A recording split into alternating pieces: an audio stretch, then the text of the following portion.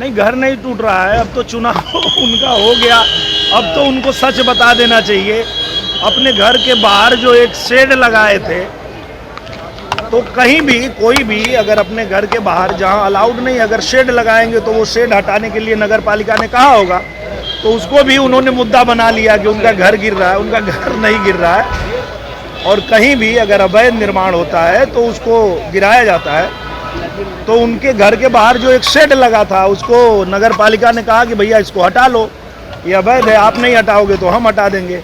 उसको भी ये मुद्दा बना लिए। नमस्कार, आप बोले भारत देख रहे, मैं हूँ आपके साथ कमलेश। बिहार में विधानसभा का चुनाव हो रहा है और दूसरे चरण का मतदान 11 नवंबर को होना है। लेकिन उससे पहले लगातार बीजेपी के बड़े बड़े नेता कैंपेन कर रहे हैं, लगातार जनता से आह्वान कर रहे हैं, जनसभा कर रहे हैं।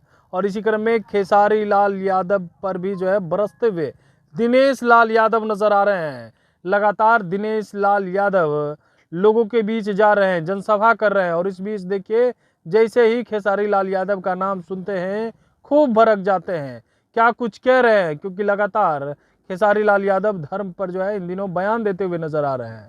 इस पर गुस्से से लाल हो जाते हैं दिनेश लाल यादव। सुनिए क्या कुछ कह रहे हैं। तो ये लोग गुंडागर्दी पे उतर गए हैं, पर बिहार की जनता तैयार है। बहुत अच्छी वोटिंग हो रही है। पहले चरण में इतना बढ़िया मतदान हुआ है, दूसरे चरण में भी हम लोग जनता के बीच जा रहे हैं। और जो जनता का झुकाव है, रुझान है, वो यही है कि जनता बिहार का विकास चाहती है।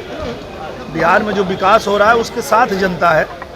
तो इनको इनके गुंडागर्दी की जवाब जनता दे देगी, इसी चुनाव में दे देगी। दलितों के साथ देने वाली राजद पिटाई कर रही है वोट नहीं देने पर। सर, मैं वही कह रहा हूँ कि ये लोग पहले भी यही करते रहे हैं, गुंडागर्दी करते रहे हैं, और अब ये घबरा गए हैं।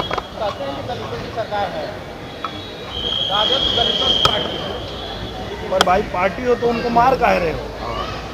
अगर आप उनकी पार्टी हो तो उनकी सुरक्षा करो।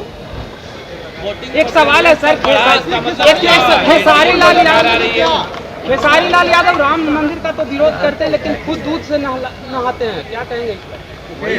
वही चीज़ है ना, उनको समझना चाहिए कि किसी भी पूजा पद्धति का, किसी की आस्था का अपमान नहीं करना चाहिए। चुनाव है, चुनाव में आप अपने विरोधियों का विरोध करिए, अपने जो जिसके साथ लड़ रहे हैं उसका विरोध करिए। किसी की भावना का, किसी की आस्था का अनादर नहीं करना चाहिए। राम मंदिर का अपमान किया इसीलिए उनका घर टूट रहा है क्या? नहीं, घर नहीं टूट रहा है, अब तो चुनाव उनका हो गया। अब तो उनको सच बता देना चाहिए। अपने घर के बाहर जो एक शेड लगाए थे, तो कहीं भी कोई भी अगर अपने घर के बाहर जहां अलाउड नहीं, अगर शेड लगाएंगे तो वो शेड हटाने के लिए नगर पालिका ने कहा होगा, तो उसको भी उन्होंने मुद्दा बना लिया कि उनका घर गिर रहा है। उनका घर नहीं गिर रहा है। और कहीं भी अगर अवैध निर्माण होता है तो उसको गिराया जाता है।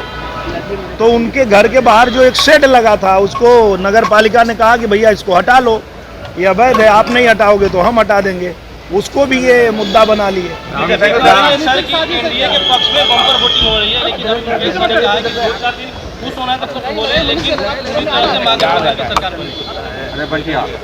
देखिए, बिहार में जिस तरह से एनडीए सरकार ने बदलाव लाया है, हम लोग पहले भी बिहार आते थे और बिहार की जो स्थिति थी उससे कोई अनभिज्ञ नहीं है। सबको पता है कि पहले बिहार की हालत क्या थी। आज बिहार ने विकास करना शुरू किया है एनडीए की सरकार में, और जनता भी इस बात को अच्छे से जानती है, और जनता फिर से एनडीए की सरकार बना रही है। कितना सर? 128 सीट पर मतदान ये जनता तय करेगी, इसके विषय में हम लोग नहीं कह सकते। हमारा काम है जनता से अपील करना, बिहार की तरक्की के लिए अपील करना, बिहार के विकास के लिए अपील करना। बाकी जनता के हाथ में है, जो जनता करेगी उसको सब लोग स्वीकार करेंगे। तो आपने सुना दिनेश लाल यादव का गुस्सा जो है वो खेसारी लाल यादव पर फूट पड़ा है, को बरसते हुए नजर आ रहे हैं। और धर्म पर जो बातें कर रहे हैं उसको लेकर के भी खूब सुना रहे हैं। वहीं प्रथम चरण के मतदान में जो वोटिंग प्रतिशत हुआ है उससे काफ़ी गदगद हैं बीजेपी के नेता और एनडीए के नेता। कह रहे हैं जो वोटिंग प्रतिशत हुआ है वो एनडीए के पक्ष में हुआ है। क्या एनडीए के पक्ष में हुआ है, यह तो 14 तारीख के नतीजे ही बताएंगे। बने रहिएगा बोले भाई साथ। बहुत बहुत धन्यवाद।